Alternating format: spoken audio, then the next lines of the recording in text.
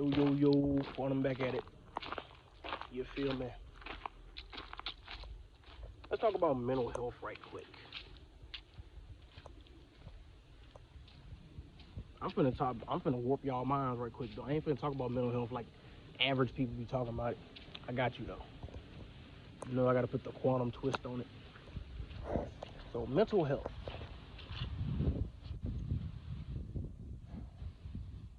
The first thing you do when you get up in the morning, it should be thinking about how you feel. Now I'm not saying how do I feel today? Like, am I sad? Am I mad? Am I happy? I'm not talking about that. When you wake up, how does your mind feel? Like, do you feel at peace? Do you feel stressed out? I'm not talking about emotions, just basic how it feels. Like, are you stressed? Or are you at peace? And if the answer ain't at peace, you need to ask yourself why. Is it because you got bills to pay? Is it because your boyfriend out cheating? Is it because your girlfriend texting other dudes? Is it because you're struggling to get your child to school back and forth? Like, what is it that stresses you in your mind? This is something people don't do, and it causes small fractures in the mind over time. Because something little can turn into something big. Let's travel back in time right quick. Let's say you're a child and you've never experienced any type of stress. The first stressful thing you experience, rather than somebody yelling at you, oh my back, rather if it's somebody stole your snacks, rather if it's you got bit by a spider, like anything. You got hit in the head with an acorn, just the littlest thing happened to you. You're a child, you don't know how to deal with stress. But if you're near an adult and they don't show you that it's okay or that it's not that bad, it's no telling how you're gonna handle that little small amount of stress. You probably won't even handle it at all. Just the fact that you're a little child and you got hit on the head with an acorn, you low-key are gonna be holding on to that your entire life in your mind. Because you never really registered what happened. To you, it was just pain. Or it was just some weird that just happened to you, but you never really came to terms with it. So that's a small fracture in your mind that's gonna keep you stagnated, whether you realize it or not. And just over time as you grow up, just you get small fractures, you get huge fractures, sometimes all at the same time. And this is why people end up becoming mentally unstable, because there's been so many tiny or large fractures over time. The brain or the mind literally can't hold itself together. It's like a bottle with a bunch of cracks in it. One crack, maybe it's okay. It can handle it. But a bunch of cracks all over that bottle, eventually it's gonna break.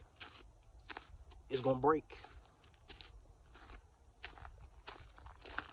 And nobody tries to take the time to fix the crack. Nobody even addresses the crack in the bottle. They seen it get cracked and they just left it there. That's people's minds. Like, because the mind is fragile. That's why in a previous video I said be careful with what you listen to, be careful with what you watch. The mind is fragile. It absorbs everything. I'm gonna make a separate video on the conscious and subconscious mind. But it's fragile.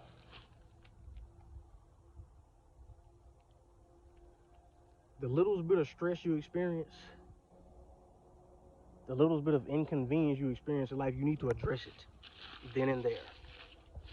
You need to, if you gotta talk to yourself, you need to do it. Because if you don't, it's gonna cause problems for you down the line that you're not even gonna be aware of. So if your boyfriend cheated on you, your girlfriend cheated on you, address it. Don't push it down.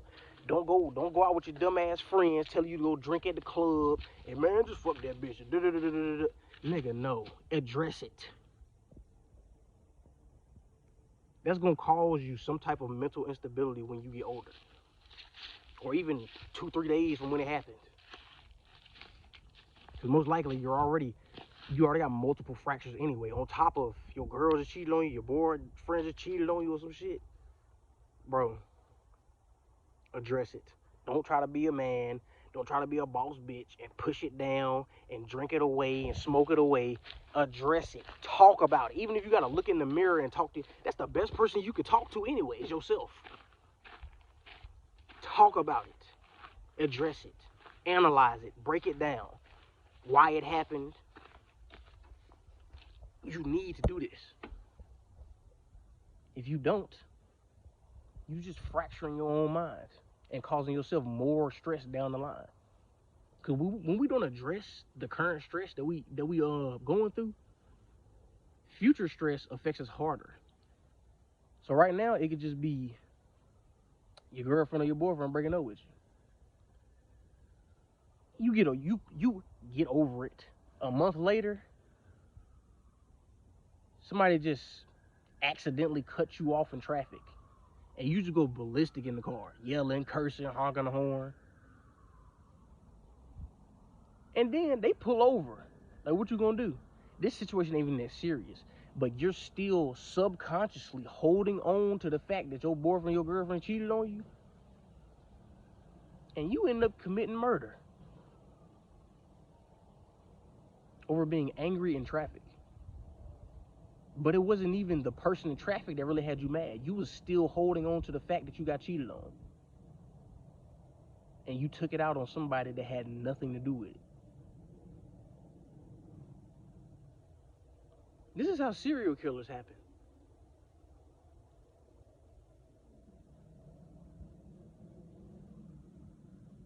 I know damn near everybody in the scene that new Netflix show, Dahmer. I know damn near everybody in the scene and shit by now. That's what was wrong with him. He kept going through so many micro fractures in his life that his parents weren't there. He didn't have no friends. He didn't have nobody to help him get through it and address it. People see him as just the Milwaukee monster, the Milwaukee cannibal, but it's like, bruh, y'all not even trying to understand him as a person. He even kept saying all the time, like, he thought he was just evil. But that's because, nigga, nobody ever showed him any type of sympathy. It don't matter if he got it later on in his life. You need it when you a child. From age 1 to 7, you need some type of love, quote unquote love or sympathy to help you get through life. If you don't, you end up becoming a Dahmer, a Gacy, a Myers, a Voorhees. You end up a Kruger. You end up becoming these things when you don't receive some type of emotional connection at an early age in your life. And he didn't have it. Jeffrey Dahmer didn't have it. According to the TV show and his documentary, he didn't have it. His mom was an addict, always ignoring him. His dad was always at work. He didn't have no friends. He didn't have no, like, he had a brother, but he was too young to like really like talk to him and hang out with him. So he was always by himself, like always. And then he didn't like school, so he didn't like study and try to find out what was wrong with himself or try to analyze and become more intelligent on the matter of what's going on with him. More emotionally intelligent, I say that, like psychology and biology and stuff like that. Because it really helps. When you understand like the chemical compounds and chemical reactions that occur in the human body and in the human brain, and you, on top of the fact that you know about psychology, it helps you understand a lot in life, animals and people. Dahmer wasn't a monster. I don't care if I get flack for this. Dahmer wasn't a monster. He was just damaged. Jason wasn't a monster. Freddy Krueger wasn't a monster, bro. They was damaged.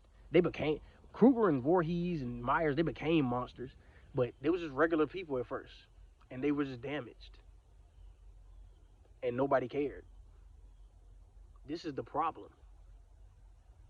And then society will ridicule people like this instead of trying to figure out why are you like this. Asking them, are you okay? Do you need somebody to talk to? You just You're weird. You're dumb. You're stupid. You're ugly. Fuck you. It's like, you realize you making it worse, right? But I've also realized, because of psychology, people do that because they themselves are damaged. So it helps them feel some type of dopamine from ridiculing or belittling others that they feel like are lesser than them. And it's really sad. It's the truth, but it's sad.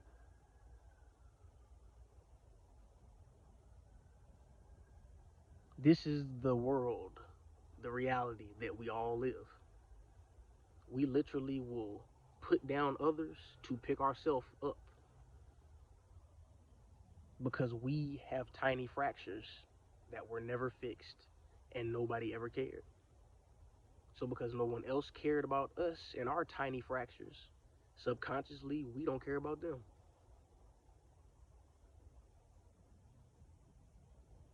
And it's easier just to call somebody a monster than to analyze the actual situation of them as a person and be like, maybe they were just hurt in the past.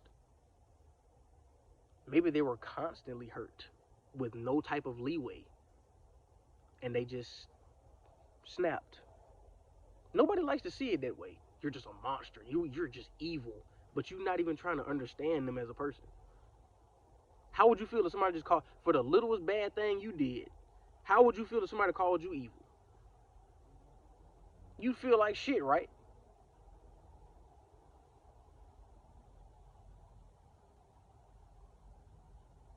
It's just something to think about, bro. That's what I make this channel for. I just want y'all to think. Think outside the box that you got yourself in. Think outside the box that your friends done put you in. Think outside the box that school done put you in. Think outside the box that TV done put you in. And think about the world as a whole instead of individual pieces. And I told y'all I was going to put a quantum spin on mental health. This is what I do. Y'all be easy.